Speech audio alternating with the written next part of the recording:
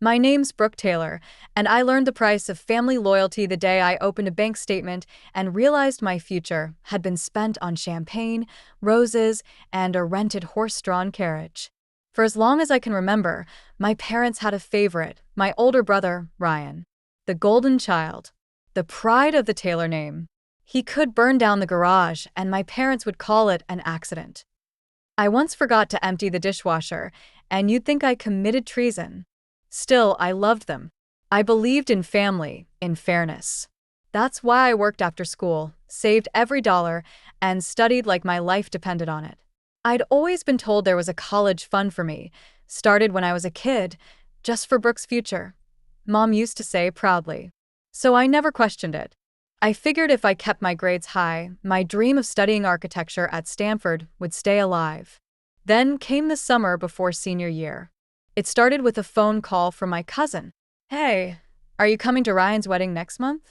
I froze. Next month? What wedding? She laughed like I was joking. Your parents didn't tell you? It's huge. Garden ceremony, horse carriage, ballroom reception, the works.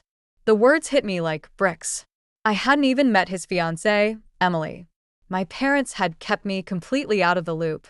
I remember hanging up, walking straight to the kitchen, and finding Mom humming at the stove. Mom, I said, trying to sound calm. Why didn't you tell me Ryan's getting married next month? She didn't even flinch.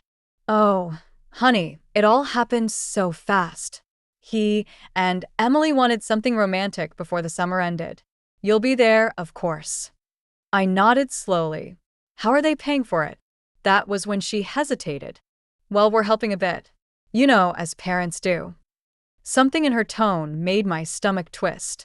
A week later, I stopped by the local credit union, the one where my parents said my college fund was stored.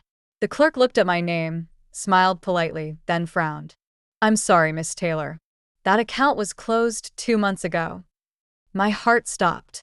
Closed? By who? Your mother's name is on the account too. It was fully withdrawn. I remember walking out of that building like I was underwater. The world was muffled, unreal. I sat in my car for 20 minutes, staring at the steering wheel, trying to breathe. My college fund, every dollar my grandparents, my aunt, and even my own part-time job had contributed was gone. I didn't even make it to my car before calling home. Mom, I said, voice shaking. Why is my college fund empty? She sighed like I was being dramatic. Oh, Brooke, don't start. We had to make some choices. Ryan's wedding is once in a lifetime, and you'll have scholarships anyway. You used my college money for his wedding? Her tone snapped cold. Watch your voice, young lady. Family helps family.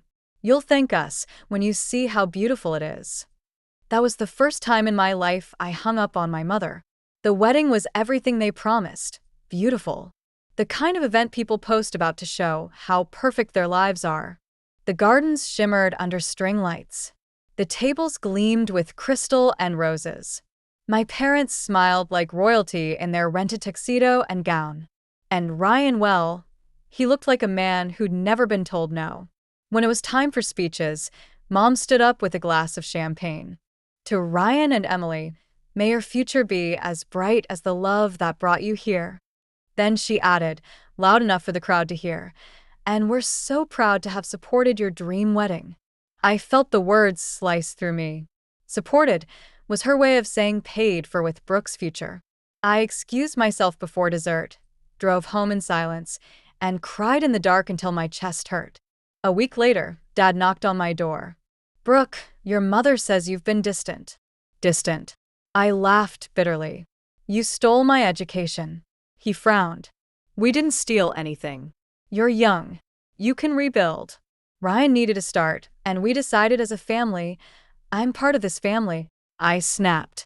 You decided without me. You took my savings. He sighed. You'll understand someday when you have kids. Parents have to make sacrifices. The irony made me dizzy. They'd sacrifice my future to make his look good. That night, I started applying to community colleges instead of universities. It wasn't Stanford, but it was something. I took 2 part-time jobs, one at a bookstore, one cleaning offices, and promised myself I'd find another way. But the resentment lingered like smoke in my lungs. 2 years later, life had moved on, or so I told myself. I was studying architecture online at night, working days, and saving again. I hadn't visited my parents in months. Then one Sunday, out of nowhere, Mom called. "Sweetheart, Ryan and Emily are expecting." I froze. "That's nice. You'll come to the baby shower, right?"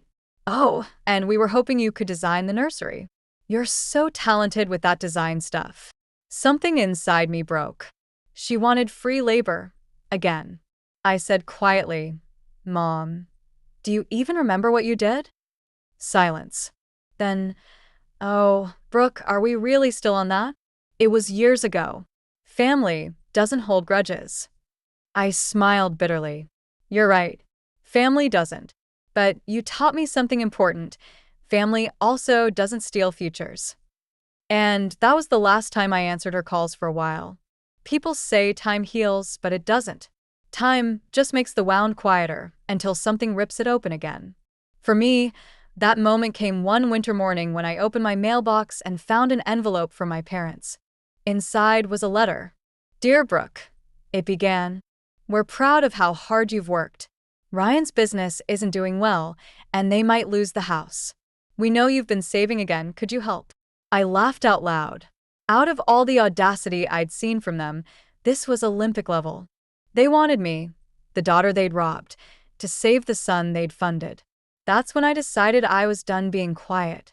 I spent that night replaying every moment of my childhood, the sacrifices, the blame, the invisible way I'd learned to take up less space so Ryan could shine. And I realized something: they had never respected me because I never demanded it. But that was about to change. I started gathering records, old emails, receipts, even the credit union statements that showed exactly when they drained the account. I wasn't going to expose them publicly, not yet. But I wanted proof. Because this time, when they came asking, I'd have something they couldn't ignore: the truth. And maybe, just maybe, it was time to make them pay, not in money, but in realization. In watching their golden sun crumble and their perfect family image fracture under the truth they'd tried to bury. I looked at the letter one more time, smiled faintly, and whispered to myself, "You took my fund for his future. Let's see how much his future is worth now." After that letter, something inside me clicked. It wasn't rage this time. I'd burned through that years ago. What was left was something sharper, quieter. Focus. For years, I'd let my parents write the story. Brooke, the too sensitive daughter. Brooke, the one who didn't understand family. But I was done letting them hold the pen. In the same way they used my money for Ryan's future, I was going to use their arrogance to rebuild mine. I kept the letter on my desk as motivation. Every time I felt tired from my classes or drained from double shifts, I'd look at it and whisper, "Not this time." By then, I was 26, working for an architectural firm in Denver. I'd clawed my way up from intern to junior designer, then to lead on small projects. I'd saved enough for a decent apartment, an old but reliable car, and a sense of peace that came from earning everything myself. My parents still called occasionally, small talk, guilt disguised as concern. "You should come visit, Brooke. Ryan misses you. The baby's growing so fast." I'd say, "That's great," and hang up before they could start asking for anything. Then one day, they stopped calling altogether. I didn't notice right away. It was a busy season at work, deadlines, clients, late nights. But when I finally checked my messages, there were 3 missed calls from an unknown number and a text that said, "Brooke, it's Mom. Please call. It's important." Against my better judgment, I did. She answered on the first ring, voice trembling. "Brooke. Thank God. Your father, he's fine, but he had a health scare. We've been under a lot of stress." "Is he okay?" I asked, my heart tugging despite everything. "He's stable now," she said, then hesitated. "It's just, Ryan's business went under.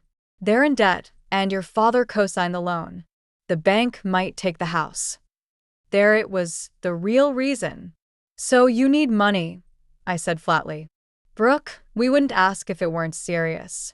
You've done so well for yourself, sweetheart. We're just asking for a little help."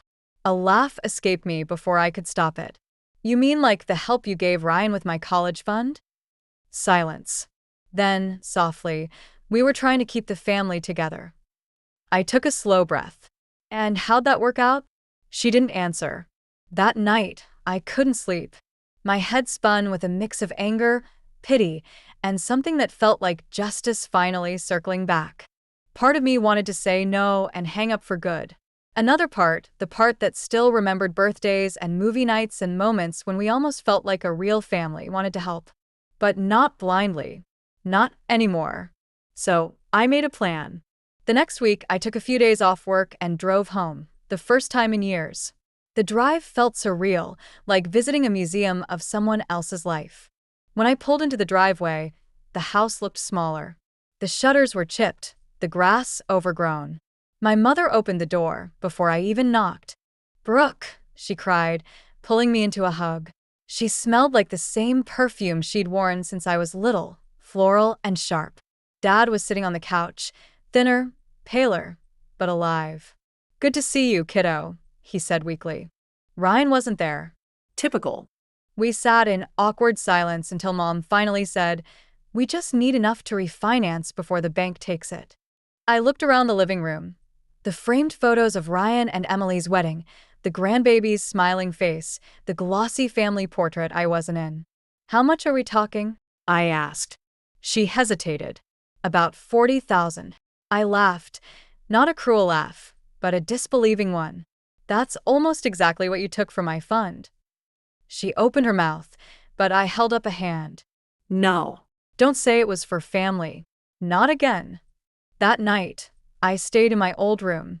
The posters were gone, replaced with storage boxes. It didn't feel like mine anymore.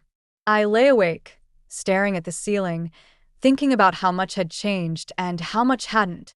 Then a strange calm came over me. I realized I didn't need to punish them. Life already had. Their choices had crumbled the foundation they built their pride. But I could still choose how the story ended. The next morning, I made breakfast pancakes, just like Mom used to make on Sundays. They watched me like I was some miracle. After we ate, I said, "I can help you, but on one condition." Mom's eyes lit up. "Anything." "I want a contract," I said. "Signed by both of you. A repayment plan.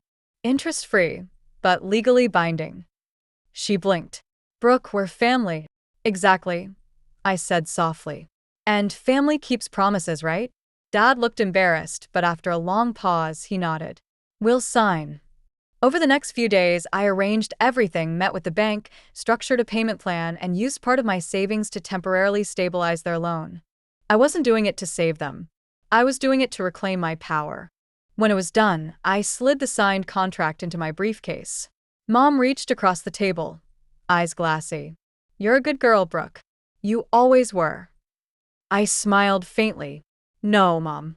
I just learned from the best how to make things look perfect on paper." Her smile faltered, but she said nothing. Months passed. They made their first few payments, small but on time. For once, I felt balanced. Not angry. Not vengeful. Just free. Then one afternoon, I got a call from an unknown number. "Brooke Taylor," a voice said. "This is Jordan Pierce from the Denver Times. We're running a feature on young women who've rebuilt their lives after financial setbacks. We'd love to include your story." At first, I hesitated, but something inside me whispered, "Tell it." So I did. I told them about the betrayal, the struggle, the comeback. I didn't name names, but I didn't hide the truth either. The article went viral. Comments poured in, people sharing their own stories of family favoritism, of parents who chose one child over another. Messages from strangers saying, "You gave me courage." For the first time, my pain had purpose.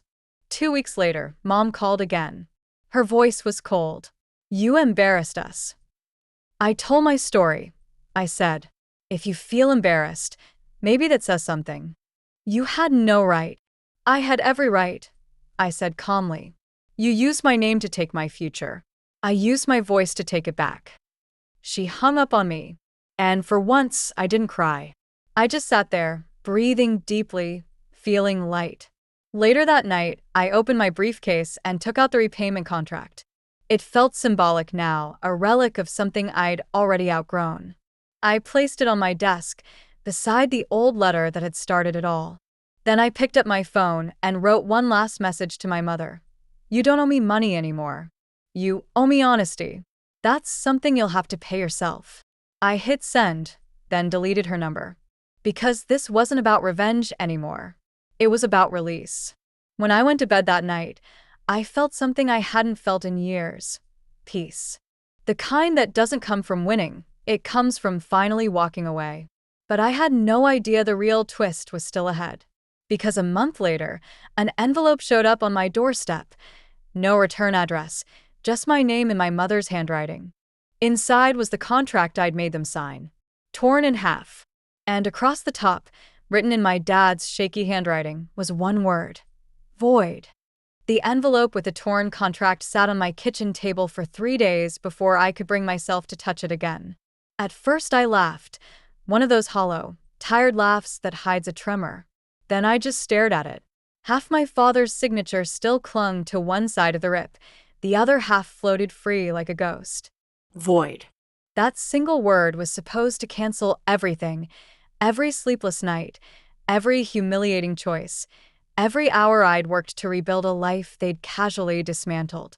But instead of feeling broken, I felt strangely free. If they wanted it void, fine. I was voiding the guilt that kept me tethered to them. A week later, my coworker Dana stopped by my desk. She ran a small podcast called Reframe, where women told personal stories about resilience. Your article exploded, she said, waving her phone. Everyone's still talking about it. You should come on and tell the long version. I started to decline. The idea of dissecting my family history in front of microphones felt invasive. But Dana just smiled. Brooke, people need to hear this from you, not as a victim, but as someone who learned to rebuild. That line stuck in my head all night. I kept thinking about the girls who'd messaged me online, the single moms, the students who'd written thank you for saying what we couldn't. Maybe it wasn't about my parents anymore. Maybe it was about giving the pain a purpose. So I said yes. We recorded on a gray Thursday afternoon in the office's side studio. The air smelled faintly of coffee and rain. Dana adjusted the mic and nodded for me to start whenever I was ready. I took a breath and began. Sometimes the people who raise you teach you everything you need to survive, just by showing you what not to become. Dana's eyebrows lifted. She knew it was going to be raw. I told it all. How I believed in the fund, how it vanished, how I worked nights while Ryan celebrated beneath fairy lights I'd unknowingly paid for. I didn't mention their names, but the emotion in my voice painted the picture clearly enough. Then I spoke about the choice that changed everything: walking away. Forgiveness isn't always letting them back in, I said. Sometimes it's just deciding their actions don't get to define your peace anymore. When I finished, Dana sat silent for a moment. Then she whispered, "That was powerful." Neither of us knew how much power those words were about to have. The episode went live on a Sunday evening. By Monday morning, my phone was buzzing nonstop. Hundreds of messages, thousands of comments. This hit me hard. I thought I was the only one. Brooke Taylor, you just changed how I see family boundaries. Within 48 hours, the clip of me saying forgiveness isn't always letting them back in had hit 2 million views on TikTok. By Friday, Good Morning Denver called asking if I'd appear for a short segment. It felt unreal, like watching someone else's life bloom from the ashes of mine. But with every repost came new anxiety. What if my parents saw it? The message. They did. On Saturday morning, an email arrived from an address I didn't recognize. The subject line was a single word: enough. Inside was one sentence: "You've embarrassed us long enough. Stop talking about this family." No greeting, no signature. But I knew the cadence. It was my mother's clipped tone, the one she used when she wanted control. For a few seconds, I stared at the screen, heart pounding. Then I closed the laptop and whispered, "No." For years, she decided what I could say, how I could feel, when I could be angry. Not anymore.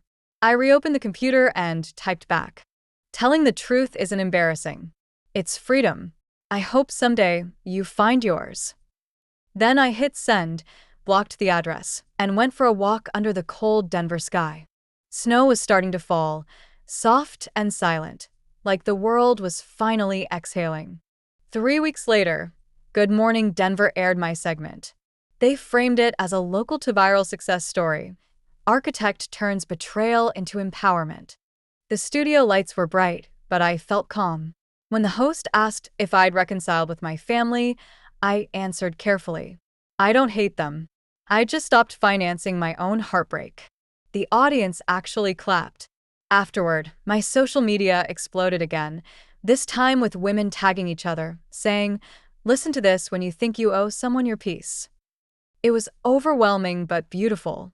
My inbox is filled with job offers, collaboration requests, and speaking invitations. For once, the thing that had broken me became the bridge to everything I'd wanted: respect, stability, and the ability to help others see their worth. One quiet Sunday morning, I got a call from an unknown number. Normally, I wouldn't answer, but something in me said do it. "Hello." A familiar voice rasped. "Brooke?" It was Dad. He sounded smaller, gentler. "I saw you on TV," he said. "Your mother did too." I waited. She won't admit it, but she's been crying a lot. I think she finally understands what we did. My throat tightened. "Do you?" A pause. Yes. "We thought helping Ryan was saving the family. We didn't realize we were breaking you to do it." For a long time, neither of us spoke. The only sound was the faint hum of static and the uneven rhythm of two people trying to bridge years of silence. Then he said softly, "We sent you something." My heart skipped. "Another contract?" He chuckled weakly. "Not quite. Check your mail tomorrow." When I got home from work the next day, a small brown box sat on my doorstep. No return label, just my name scrawled across it. Inside was a torn piece of paper taped carefully back together, the contract, and on top of it a single sticky note. "You were right. Void doesn't erase what we owe. We're proud of you, Mom and Dad." For the first time in a decade, I cried not from anger but from release. The contract was still void legally, but symbolically it had been rewritten. Not as a debt between us, but as a quiet acknowledgement that they finally saw me. 2 months later, I was invited to speak at a Women in Leadership conference in Chicago. The organizers wanted me to close the event with something hopeful. I stood backstage listening to the presenter introduce me. Brooke Taylor, architect, writer, and the voice behind one of the most powerful stories of self-worth we've ever heard. When I stepped up to the podium, the lights were warm, the audience expectant. I looked out at hundreds of faces, young women, mothers, students, and took a slow breath. "I used to think justice meant making the people who hurt you pay," I began. "But real justice is refusing to let their choices define your peace." I told them how I'd lost everything I planned for and how that loss became my foundation. I described rebuilding my education, my confidence, my boundaries. And then I ended with this: if someone ever voids your worth, remember, you can rewrite the contract. Not with signatures, but with self-respect. The audience stood. The applause sounded like thunder rolling through the room. Someone in the front row filmed it. Within a day, the clip had gone viral. Again. That night, back in my hotel room, I opened my messages. There was one new email from my father's account. "We watched your talk. You were brilliant. We're proud of you. Love, Dad and Mom too." Attached was a photo of the same contract, perfectly flattened, the word void crossed out in red ink, and beneath it, in my mother's handwriting. I stared at it until the words blurred through tears. Not paid in dollars, but in understanding, in growth, In peace. I closed my laptop, stepped to the window, and looked down at the city glowing below. For years, I'd believed my future was something other people could steal. But the truth was, they never owned it in the first place. It had always been mine to design.